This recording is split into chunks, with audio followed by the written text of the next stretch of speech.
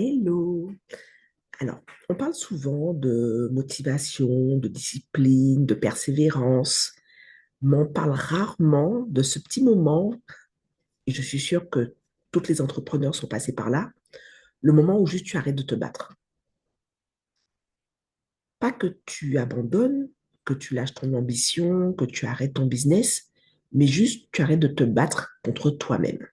Parce que c'est hyper insidieux, en fait. Et tu te retrouves en fait à vouloir avancer et en même temps, tu te sens bloqué. Je sais pas si tu vois ce que je veux dire. Et souvent, on a tendance à se dire, ben, c'est parce que je manque de discipline, je manque d'organisation, il faut que je bouge, etc. Et ben, on se force. Et plus tu te forces, plus tu te sens fatigué. Et souvent, tu crois que le problème, c'est toi. Alors là, c'est vraiment ce que je vis en ce moment, mais plutôt du côté de mon job salarié, où vraiment, je sens qu'en fait, je donne de ma personne, que je m'épuise, que ça me vampirise. Et c'est hyper compliqué comme situation parce que je sais que c'est dans ma façon d'être d'être hyper consciencieuse, de donner ce que j'ai, etc. Mais du coup, j'arrive à un stade où je donne trop. Euh, je ne veux pas exiger des gens de faire comme moi. Du coup, ben, je pâlis. Et en fait, ça me bouffe. C'est un autre sujet. Et donc, du coup, c'est vraiment ça. Et par contre, au niveau business, la seule fois où j'ai vraiment voulu, où je me suis remise en question, c'était en janvier 2025, où j'ai voulu abandonner parce que je me disais, ben, tu as tout testé, les masterclass, les webinaires, tu as fait comme on t'a dit, etc.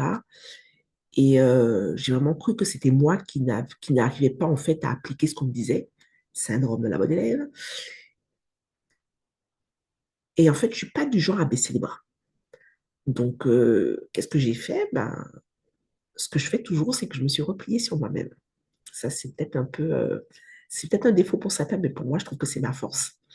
Quand vraiment ça va pas, je me replie sur moi et pas pour me mettre en boule dans mon lit, etc., mais vraiment me poser et me dire, bah alors, ok, qu'est-ce qui va pas, pourquoi ça va pas et comment je peux faire pour arranger les choses. Est-ce que tu veux en discuter avec quelqu'un? Si oui, avec qui? Parce que du coup, dans ces cas-là, je ne parle pas avec n'importe qui. Je choisis vraiment mon interlocuteur en fonction de la problématique que j'ai. Et, ou alors, je me retourne vers un outil. Euh, dans le cas dont je parle, c'est vraiment le human design qui, entre guillemets, m'a vraiment fait réaliser que je me perdais, que je voulais absolument faire comme telle personne parce que c'est quelqu'un dont j'admirais le travail, etc. Alors qu'en fait, on n'est pas pareil. On ne fonctionne pas pareil et on n'a pas les mêmes attentes, on n'a pas les mêmes envies. Euh, et ouais. Donc, du coup, je me suis dit, reviens aux fondamentaux. Les fondamentaux, ben, c'est toi. Et je pense que c'est le cas de tout le monde. Ton fondamental, c'est toi. Après, tu rajoutes ben, les enfants, le conjoint, s'il y en a, etc., etc. Mais au départ, le fondamental, c'est toi. Donc, aller plus au fond dans la connaissance, dans l'apprentissage que j'ai de moi. Et ça m'a vraiment permis de me dire, ben, tiens, dans mon design, qu'est-ce que je peux mettre en avant et qui va faire que je serai hyper à l'aise. Et donc, j'ai mis en avant ma ligne 4, qui a fait que ben, je suis tombée sur un... Vraiment, j'ai eu une opportunité en février de participer à un challenge pour l'organiser des sommets. Et au mois de mai 2025, j'ai fait mon premier sommet. Et en mai 2026, je vais faire le troisième. Donc, comme quoi, dans ce petit côté, ce petit point négatif, il y a eu ce point positif de se dire, bah, euh,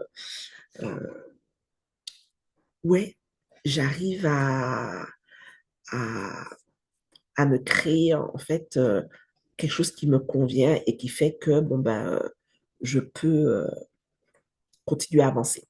Donc pendant un moment, vous allez voir que la luminosité change. C'est parce qu'en fait, il y a du soleil. Je ne sais pas pourquoi, il y a pas de soleil quand j'ai commencé. Et du coup, bon, tant pis. Donc là, je tiens un carnet pour pouvoir cacher l'ordinateur. Bon, enfin bref, c'est un autre sujet. Donc, ce qui change vraiment, c'est que quand tu arrêtes de te battre contre toi, déjà, euh, tu gagnes en énergie. Même si tout n'est pas parfait, tout n'est pas arrangé, mais déjà au niveau énergie, tu sens que ça va mieux. Et ça, déjà, ça change la vie, tu n'es plus en mode survie. Ensuite, tu te rends compte que automatiquement, tout devient beaucoup plus clair. En janvier, on m'aurait dit, oui, au mois de mai, tu vas faire un sommet. Jamais, au grand jamais, je t'aurais dit, bah, je suis d'accord avec toi. Au contraire, je dis, mais ce que tu as fait, il faut peut-être falloir que tu arrêtes parce que ça ne te réussit pas. Mais voilà, c'est vraiment ça. Euh, et prends le temps. N'écoute pas, pareil pour l'avoir vécu, les gens qui te disent, ah là là, ça fait 2 ans que tu as créé ton entreprise et tu génères toujours pas, tu gagnes toujours pas ta vie, tu vis pas de ton entreprise. Ben, c'est limite que tu as raté ta vie. Non. On avance chacune à notre rythme. La personne qui m'a fait cette réflexion est entrepreneur à temps plein. Moi, je suis salariée. Je suis maman solo. Le gars, il était célibataire sans enfant. On n'a pas du tout la même vie.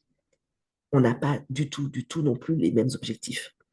Donc, oui, je veux quitter mon salariat, mais pas au détriment de ma santé et de ma vie familiale.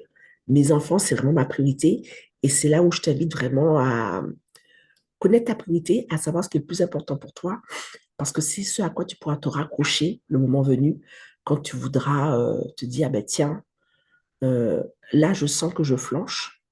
Euh, Qu'est-ce qui va faire que je vais rester debout, que je vais continuer à avancer? Donc, quand tu t'auto-sabotes, parce que c'est de l'auto-sabotage, hein, c'est insidieux, mais c'est de l'auto-sabotage, c'est que vraiment, quand tu luttes contre toi-même trop longtemps, et en fait, juste ton cerveau, c'est, pour lui, c'est comme s'il se trouvait face au petit gradin de sabre. Il veut juste te protéger, il se met en mode warning, danger, etc. Et pour lui, c'est la seule solution qu'il a trouvée pour te protéger. Et malheureusement, ça n'a pas eu jusqu'au burn-out. Donc, j'aimerais que tu me dises en commentaire si tu as déjà eu l'impression dans ton business de te battre contre toi-même, de tellement donner, donner, donner, d'arriver à un stade où en fait, on devient presque dégoûté que tu as envie d'arrêter. Je serais heureuse d'échanger avec toi à ce sujet. Donc, dans ces cas-là, je t'invite vraiment à re- vraiment te poser en conscience et te dire, bon alors, qu'est-ce qui est vraiment important pour moi? Qu'est-ce que je veux mettre en avant? Tu n'as pas besoin de te battre pour réussir. Tu as juste besoin de te comprendre, de te connaître.